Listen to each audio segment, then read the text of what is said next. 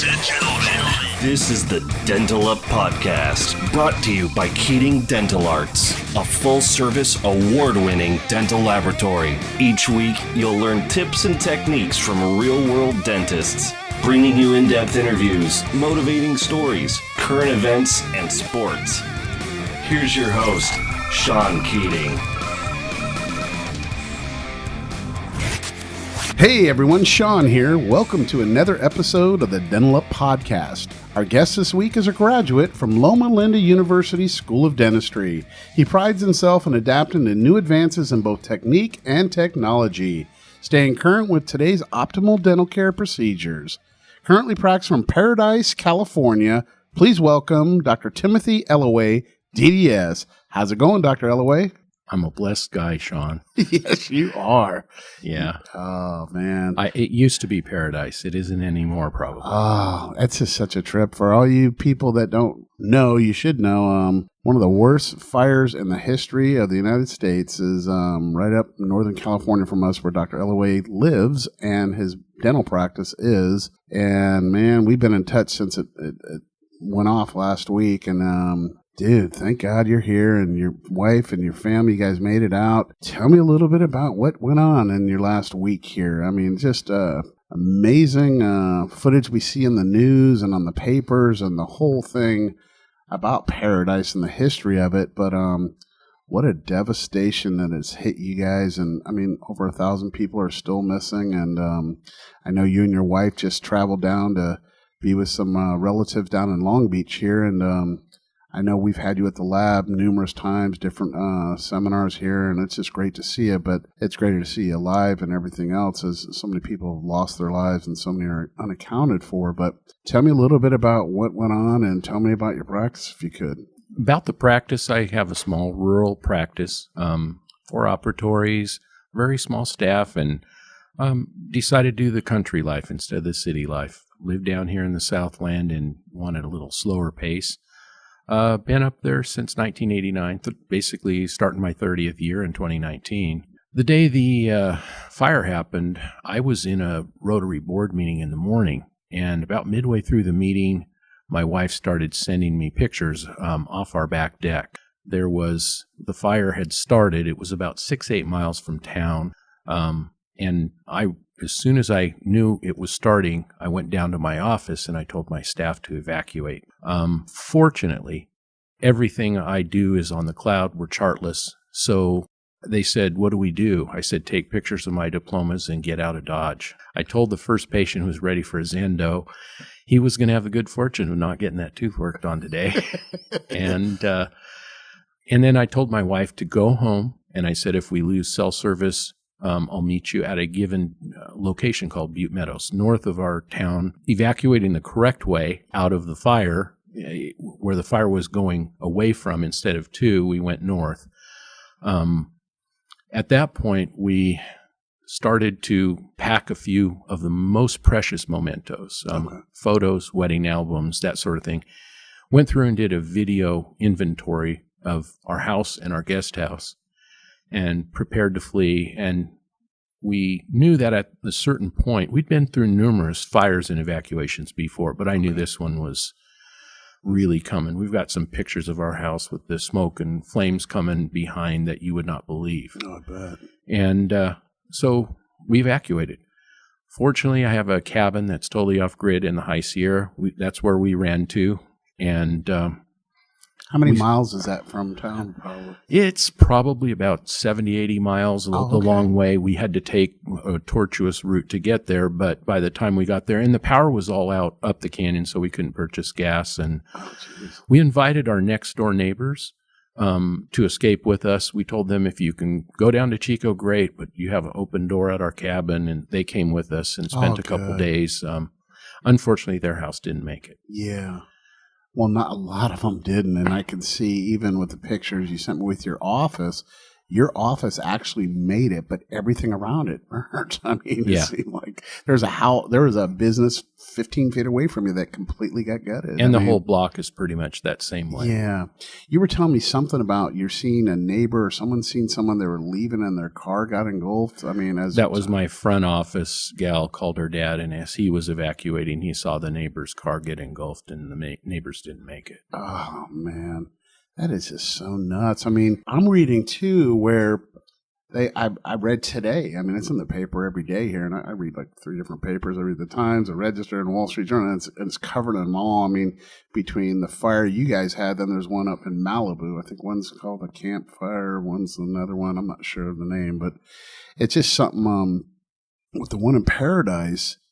It was something they're reading about today that they narrowed the entry. There's only one way in and one way out, and they narrowed it down, and their people are kind of going, why did we do that?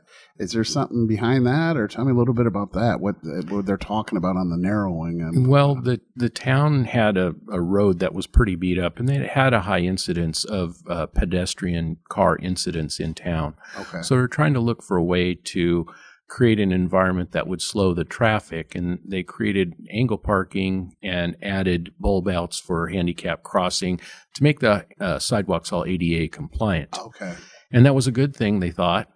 They may be rethinking that in the future. Yeah, just to get out, it kind of closed up the vein to get in and out, I guess. Or that's just nuts. We have a place here in Irvine, and we had fires years ago, like 20 years ago, and there's a place called Turtle Rock, and there's only one way in and one way out of that neighborhood of thousands of homes. And I think they rethought it and gave some arteries to get out of there. And, you hear it in all these music venues and stuff, where these bars they're throwing a couple hundred people. I mean, it happened way back in the day in up in Boston area, I think, Maine, where I think Great White was playing, but there's no exit for the people. And I think the same thing with the town. I was just trying to think in my head, if I was in the situation up there where everything was afire, I had a bunch of motorcycles and everything. I was thinking, I'd just get on a motorcycle, get my way out. But then I'm thinking the breathing. I mean, I probably couldn't breathe being out exposed, like if you're in your car at least, but just how you trample over people to get out of an exit of a fire, and I can imagine with all the cars trying to get out, and you just try to put yourself in it, and it scares the gajeebies out of you. It really does. And it hit home close with me because we got in touch, right away with you, because we knew, hey, freaking Elloway's up in Paradise, dude. We got all these cases in our lab for you. And it's like, you can't practice now, man. How's that going to work? Tell me a little bit about what's going to go forward for you now. Well, first of all, the real tough thing is watching patients' names on the missing list. My staff are heartbroken. Oh, no. We're seeing names of favorite patients that we do not know whether they're around or not. That's the waiting and watching. Sorry, I'm going to tear up here. No, it's okay, baby. I've already leased a practice in Chico. I got right on it. I've got equipment guys working on getting me supplied, and as soon as we can get in and get our supplies from our Paradise office that we need, our computers, etc., we'll get things up and running. But it's going to be a process. The patients escaped. Most of them that are going to stay in the area are most likely in Chico. It's the nearest neighborhood town. But I mean, that place looks like Kabul, Afghanistan now in middle of war, because there's just so many temporary facilities and people, and streets are crowded, and every single area you go, there's a line, and it's overwhelmed. Oh, I bet. So it's going to be a slow process. Fortunately, I have money tucked away in a couple places that I can cover myself. I have good insurance. We're working with the adjusters. Okay. And I'm blessed. I didn't lose everything. Yeah. So to reiterate, we'll be down the hill with, and I doubt that Paradise will have viable large-scale dental practices for the near foreseeable future. Oh, I bet. Until there's a population base to serve there. How many dentists are in Paradise about, do you know? 10, 12 in rough numbers. Okay.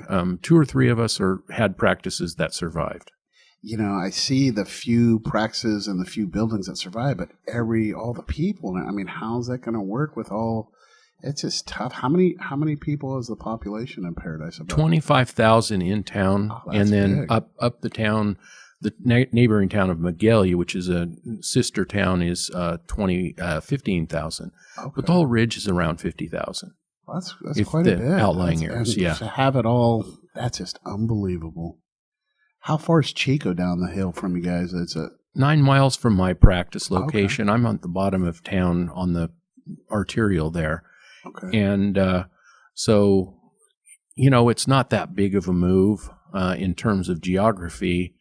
But the scary thing is knowing what amount of the practice is going to be left from here. Yeah. We'll work it out. You got a good attitude for sure. I know you guys were having a hard time a week ago at this time. I mean, talking with you and your wife. I mean, I talked to you where you were off the grid up in your cabin and we somehow got some service. And I talked to you for like an hour last week, and it was just devastating that what you're going through, but with everyone else and just not knowing. And then especially too, where you have, I remember every big, thing, like I remember with Katrina, we didn't have a lot. We had several doctors that were really affected, and they were in Gulfport, Mississippi, but a lot in New Orleans area. But that whole Katrina and several practices, were really affected really bad. But then also having patients that passed away on it, and that's just so tough. And man, just to see that, and I remember one thing that really stuck with me. What you said to me was,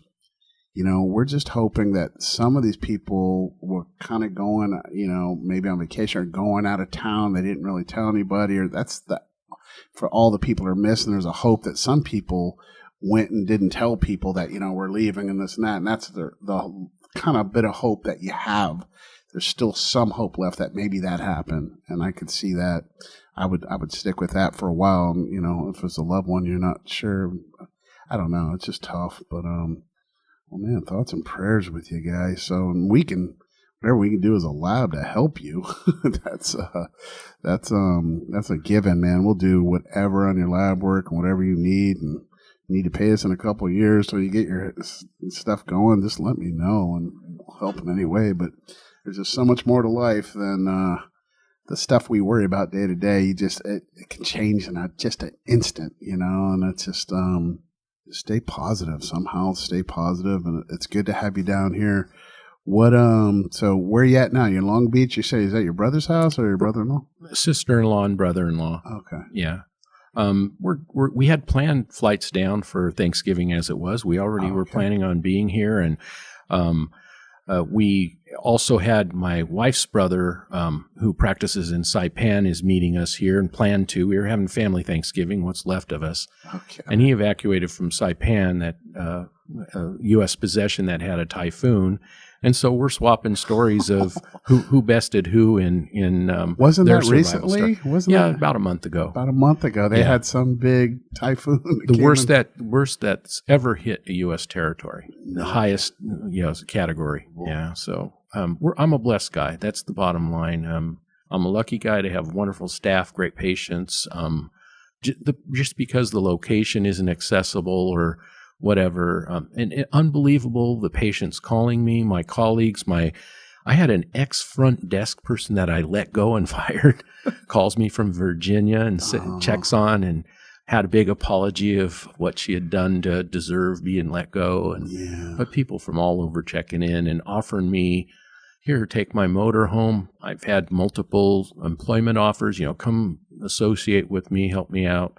Absolutely. Big net of caring people. And that's the amazing thing that I've seen in this whole thing is when people really are down and out, people step up. And there are just some wonderful people out there. I just saw incident after incident in Chico and in town of people just literally taking the coat off their back and offering help and offering money and that sort of thing. It really does. And I read and heard about different people coming up and helping, and just, and even too, and the prayer can go far for a lot of people. So pray for these people, and pray for the ones that are lost, pray for the ones that have been affected, because that can go really far. And especially, in times of need like this, and, we're all one race, the human race, and we got to come for each other. And just when you see stuff like this, man, it just, you don't think it's ever going to happen to you. And you say that on TV all the time when something happens drastically to a person or a family. They don't think it's ever going to happen to them. But anything in a heartbeat can happen instantly. And it's just, just got to have that faith and gosh, it's just kind of crazy.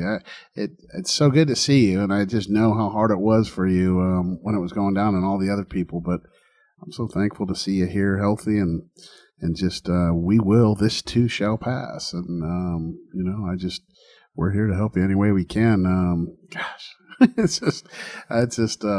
I remember thinking about this, you're going to come in and I was thinking, man, I've never done a podcast like this. It's usually we're talking about, hey, man, you went to Loma Linda. I do Loma Linda's VA work. And have you been to Loma Linda lately? Yeah. It's just growing like crazy. It is they redid the whole dental building, and it's just like state of the art. And then I think they have this super huge new VA hospital being built right now. So it's unbelievable what it used to be, and probably back when you went to school. It's been 30 years now, huh? Yeah, my son lives in Redlands, so I get out there quite often. Okay. Pretty familiar, and I get down for the annual CE stuff in February that we do. Well, your kids are a little bit older now, so not a problem with. They're probably worried the heck out of them. Oh, they were, and then they've been, any little bit of news that they can send to help us and FEMA stuff and that sort of thing. They've been piping it toward us. So, what practice how did you work out to where you could get in and down in Chico? I'm sure a lot of those dentists are probably looking for somewhere to practice, huh? Monday after the fire started, it was on a Thursday, I emailed a former colleague that had retired in November, was retired, and his space was available. So I called him and I said, hey, what's the name of your landlord? Is that space available? And he said, yeah. So I called the guy, but before I could get back into town, I had to wait till some travel restrictions were allowing me to get a roundabout way by 4 hours to get to Chico. Before I got there, that practice had already leased, but I was on the list with the leasing agent to look at 2 other practices. Okay. She told me, I'm going to show you 2 practices. If you want either one, you have to make a deal on the spot. No second looks, because there's 5 people behind you waiting for a practice location. I bet. Fortunately, that one had gone. We looked at one that was way too large because we feel that our patient volume may not be high enough to justify a large facility initially. And the second one we went to, we looked everything over and we kind of checked out and talked as a staff, and we decided that it was a go. Beautiful. And went up and talked to the leasing agent a little bit, and we all did a group hug. My staff, the leasing agent, and us, and we're like almost in tears. And guess who our first new patient is? You? The unnamed leasing patient, leasing agent. Oh, you're kidding. Yeah. She says, I'm not going to this person. I'm going to come see you guys. Oh. So already got a new patient out of it. Look at that, man. Oh, that's awesome.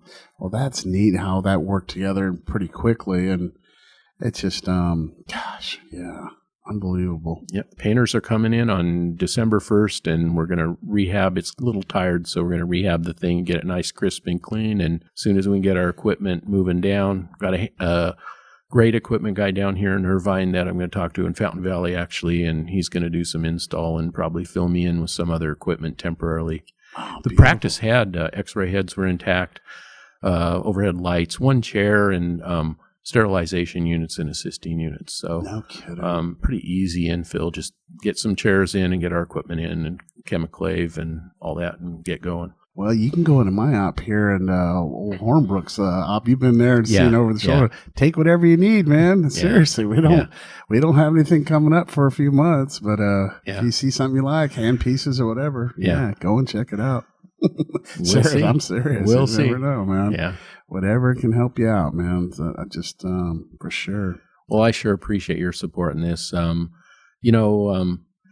thing I've always appreciated about your place here is that you don't do business with a customer, you do business with a friend and with a relationship. And that's one of the things I've appreciated the most, because you personally know the docs and your customer service is above all. I mean, I've never seen a lab with anything close to your customer service. Oh, thank you so much. We just, you just try to treat people like you want to be treated. And just like you, I feel like you're like my brother. I mean, we've been together only a few times in our life, but I feel for you. But I love your soul and the way you are. And we have a lot of doctors that are like that. There's a lot of people out there that's got good hearts and want to do the good deed. And that's what it's all about, you know. Yesterday's history and tomorrow's a mystery, baby. And, you know, we got today. Yep. Just today, man. It's Count just your blessings, baby. Yeah. Oh, I do. I do every day.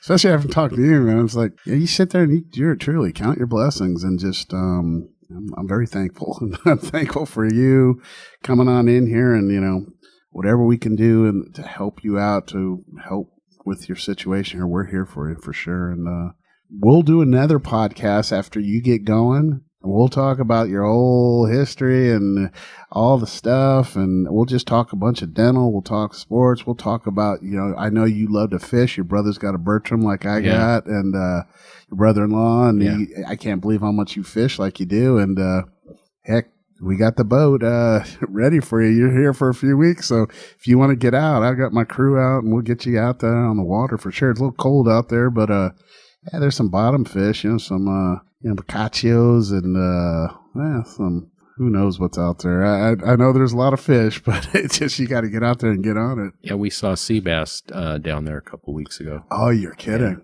Yeah, those are the big slugs. We love the white sea bass. Those are fun to catch. You catch those black sea bass, but those are illegal. You ring those up and you're like, ruh-roh, you better put it down. Lots of mackerel, too. Yeah. I love holy mackerel. Yeah. I always say that because we need the mackerel for the marlin. We use that for bait. And it's just like, yeah, it's fun times. And, you know, a lot of guys don't fish out in the winter and stuff, but we do. We go all season long, you know, just every season's a different species. And I don't even know how to tie a hook, but my guys do it all. And they say, Sean, and they can tell when it tugs. You know, you're 200 feet down, and they can tell you exactly what kind of fish it is. I don't know how they do that. It's like with me, I'm like a little kid with a grab bag. Every time that fish comes, you know, as it gets closer, like, what is it? What is it? And it's like, yay! It's just such a neat thing, and I like to throw the fish back. I'm not a big fish eater, but I mean, you could deep fry some fish and chips. I love that, but just I don't know. It's just weird. I'm not a big fish guy, but it's fun stuff. But if you need to get on out, man, you just let me know. I had a doctor on here a couple weeks back, and she was saying, oh, my dad used to take me to fish, and my dad passed away, and we have his ashes. And I said, you can use my boat, because down to quite a few funerals up and spread the ashes out in the ocean. And she took me up on it the next day. She said, Sean, I'd love to use that boat. And so she brought about 15 of her family and friends, and they took the boat out, and she just was very thankful, and how it was just a beautiful, and my crew, you know, just like here, they're just real good people, and whatever I have to, you know, to help out, you know. And so if you want to get on there and get out, and does your wife like to get out on the water too? Oh, she loves the water. She's not too much into the fishing, but she enjoys water. She enjoys boating. You can put her up on that crow's nest 80 feet up in the air, let her sit up there with binoculars and look for some tailors. She'll have good cell service up there. Yeah, that's crazy. Well, Dr. Elloway, our thoughts and prayers are with you, your family, and everyone that has been affected, man. I appreciate it. You know, and I just can't thank you enough for all that you do with us. But man, it's good to see you here, and good to see you alive and kicking. And whatever we can do to help, man, please let us know. But thanks again for coming on board the Dental Pop our podcast. Glad to do it. I'll take the Rams by 10 in the Super Bowl. And our Seahawks almost had you 2 games. We had you on the ropes, but you guys took it. We should have lost that game. That was that was a tough one there, but it was what a game on that Monday night. It was killer. You guys, you thought you were going to lose, didn't you? I did. Yeah. I totally did, and I'm like, this is it. And it's just last one with the ball was going to get it, but then my homies, dude, he kind of choked a little bit towards the end, a little bit, but it was a great thing. And they're still saying how New Orleans is the top team. I think it was a godsend that they beat us, you know, because it just makes you better, and it's just exciting to watch football like that again. You know? I mean, I thought KC, man, they're just fun to watch. Very exciting, and their fans are so passionate, and it's a neat thing for the NFL to get back into an offensive scoring, kind of like in baseball. Yeah. They need to juice that ball to let's get more homers and more runs instead of these 2-1 ball games. I mean, that score of that football game was like a basketball game, kind of, it was 51 to 54. And Russell's done so many last 2-minute drill, where he's come back from behind to take it. So you never know. Exactly. Yeah. He's a stud. And Pete Carroll, I love Pete Carroll. He's a great I went coach. to a bar in Long Beach to watch a Seahawks game, and everybody was watching the Seahawks down there because they're Carroll fans. Oh, yeah. I couldn't believe it. I'm also a fan of Aaron Rodgers because he's a Chico native. Oh, yeah. And so the Seahawks are first, but the team up in Green Bay, the Cheeseheads, we do like because Aaron is a hometown product. His dad's a chiropractor in Chico. Oh, you're kidding. How cool is that? Yeah.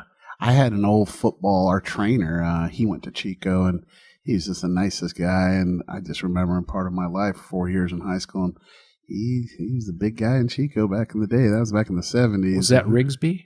No, his name was Kurt Riley. But okay. he was he went to school and became an athletic trainer through college there. But his first job was at Westminster High School here in Orange County, and he was our trainer. I remember I got in trouble. I did a thing where I carved my initials, SK44, on the brand new training table. I got SWATs.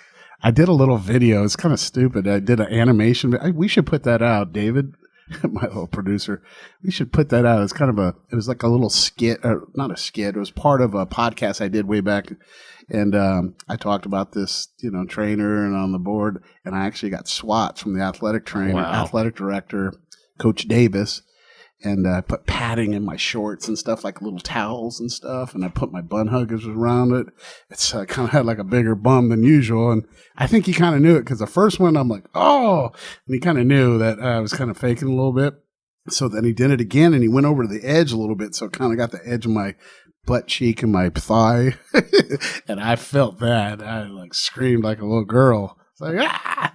But, so I did, these dudes do these little animations, kind of like Joe Rogan. You ever see his? Oh, yeah. He's funny as heck on his little podcast that he does.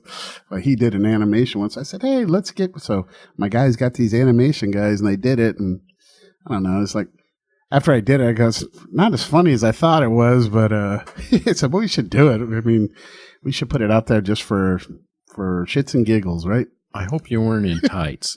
They made me go into the shower and clean it with a toothbrush too afterwards. Wow. Yeah, I got in trouble a whole period. They made me stay in there and clean the shower tile floors, man.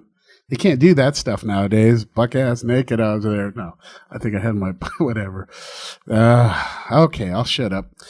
Well, Dr. Elloway, man, good to see you. Thank you so much. And man, we're here for you. Just stay positive. We'll get through this. And man, I just, we're really going to be rooting for you and just getting your practice rolling again. And everyone else up there, a lot of people don't realize, probably didn't really know Paradise. A lot of you guys, I mean, it's kind of a secret out there. A lot of people went up there through the years and found Paradise. Basically, it's just so beautiful, and it's just a beautiful, and a lot of people went out there, and I've never really heard of it, but I think everyone in the world will know about Paradise now going forward, and hopefully it'll all come together and they can rebuild it and just really bring it back to where it was, and if not, even better. And I think everything happens for a reason. I think it's going to be even bigger and better in the future, and that's what I'm hoping for sure. Yeah, we're working on that. I'm on a board that is oversight to the town that is advisory, and we're already scheduling a meeting next week. Oh, beautiful. So we're starting the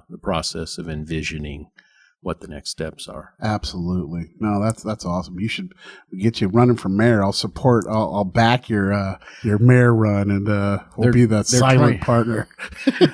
You got to be on the town council, and I'm actually not a resident of the town, so I'm off the list. But they're trying to pitch me for Rotary president. So yeah, for the next 2019. But we'll see if a club exists up there. We're going to figure it out. We'll reform down in Chico probably. Beautiful. Dr. Timothy Elloway, thank you so much for coming on the podcast today, man. Thanks again, and I love you, man, and we'll talk real soon. Thanks for everything, Sean. You got it, baby. All right, bye-bye.